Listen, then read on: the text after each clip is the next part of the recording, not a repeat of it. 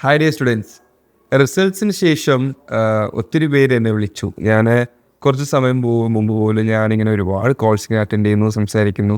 അപ്പോൾ മീൻസ് എനിക്ക് മനസ്സിലായൊരു കാര്യം, ഞാനത് എല്ലാവരോടും കൂടി ഷെയർ ചെയ്യാമെന്ന് വിചാരിച്ചിട്ടാണ് അത് പറഞ്ഞത്.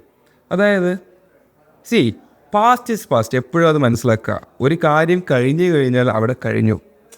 പിന്നെ നമ്മൾ പ്രസൻറ്റിൽ ചെയ്യേണ്ടത് എന്താണെന്ന് വെച്ച് കഴിഞ്ഞാൽ കഴിഞ്ഞതിനെക്കുറിച്ച് ഓർത്ത് ദുഃഖിക്കാണ്ടിരിക്കുക എന്നുള്ളതാണ്. ഒരു റിഗ്രറ്റ് ഉണ്ടാവരുത്. നമ്മളിപ്പോൾ എന്താ ചെയ്യേണ്ടത്? ഇനി മുമ്പോട്ടുള്ള കാര്യങ്ങൾ എങ്ങനെ ചെയ്യണം എന്ന് പ്ലാൻ ചെയ്യുക. കഴിഞ്ഞ സമയങ്ങളിൽ നിങ്ങൾക്കുണ്ടായ മിസ്റ്റേക്സ് ഇനി ആവർത്തിക്കില്ല എന്ന് ദൃഢമായ പ്രതിജ്ഞ എടുക്കുക, ആവർത്തിക്കാണ്ടിരിക്കുക. അങ്ങനെയാണ് നമ്മളിനി മുമ്പോട്ട് പോകേണ്ടത്. അതുകൊണ്ട് ടെൻഷൻ അടിച്ചിട്ട് വിഷമിച്ചിട്ട് കരഞ്ഞിട്ടൊന്നും ഒരു കാര്യമില്ല. നമുക്കിനി മുൻപോട്ടുള്ള യാത്ര അതിമനോഹരമാക്കാം. കാരണം ഇനിയും നിങ്ങൾക്ക് ഓപ്പർച്യൂണിറ്റീസ് ഉണ്ട്.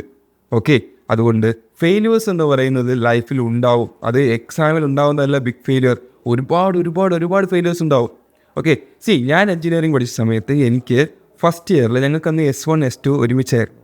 2013 സ്കീം. അപ്പോൾ S1 S2 ഒരുമിച്ചായിട്ട് 11 സബ്ജക്ട്സ് ഉണ്ട്. അതായത് 9 സബ്ജക്ട്സും 2 ലാബും. ഓക്കെ, ഞാൻ 9 സബ്ജക്ട്സും സപ്ലൈ ചെയ്തൊരു വ്യക്തിയാണ്. ഓക്കെ, ഇന്ന് ഫ്രാങ്ക്ലിൻ സർ എഞ്ചിനീയറിംഗ് സ്റ്റുഡൻസിനെ പഠിപ്പിക്കുന്നു. ഫ്രാങ്ക്ലിൻസ് ലെക്ചേഴ്സിൻ്റെ ഫൗണ്ടർ ആൻഡ് CEO ആണ്.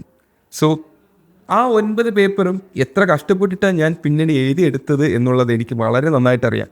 ഓക്കെ, അന്ന് ഞാൻ ഫേസ് ചെയ്ത പ്രോബ്ലംസിൻ്റെ സൊല്യൂഷനാണ് ഇന്ന് നിങ്ങൾ കാണുന്ന ഫ്രാങ്ക്ലിൻസ് ലെക്ചേഴ്സ്. മനസ്സിലാവുന്നുണ്ടോ? സോ നിങ്ങൾക്ക് നിങ്ങളോട് പറയുന്ന കാര്യങ്ങൾ കൃത്യമായിട്ട് മനസ്സിലാക്കുക, പഠിക്കുക, പ്ലാൻ ചെയ്യുക.